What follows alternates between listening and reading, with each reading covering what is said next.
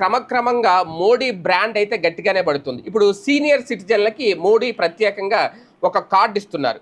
అంటే 60 ఏళ్ళు దాటిన వాళ్ళందరూ ఈ కార్డు ఖచ్చితంగా తీసుకోవాలి. ఆ కార్డు తీసుకుంటే వాళ్ళు ఇంకా సీనియర్ సిటిజన్గా ఇంకేం అవసరం లేదు. ఆ కార్డు ఒకటి ఉంటే సరిపోతుంది. ఒకప్పుడు చూడండి, ఆధార్ కార్డు అనేది ఎంతమందికి తెలుసు అంటే మా తరానికి ఇప్పుడు ఉన్న వాళ్ళందరికీ తెలుసు. అంతకుముందు ఆధార్ కార్డు అనేది ఉందా?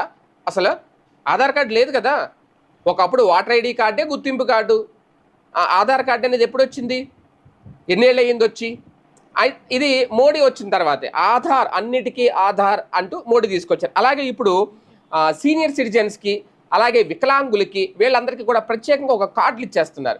ఇప్పుడు ముందు అంటే దీని ఉపయోగం తెలియక చాలామంది దీన్ని పెద్దగా అప్లై చేసుకోలేదు. ఇది తెలిసిన తర్వాత ఇప్పుడు 60 ఏళ్ళు నిండిన పేదలకు వృద్ధులు ఎవరైతే ఉంటారో, పేదలు కాదు, వృద్ధులు ఎవరైతే ఉంటారో వాళ్ళందరికీ ఒక గుర్తింపు కోసం సీనియర్ సిటిజన్ కార్డు ఇవ్వబోతున్నారు. దాదాపు ఇప్పుడు దానికోసం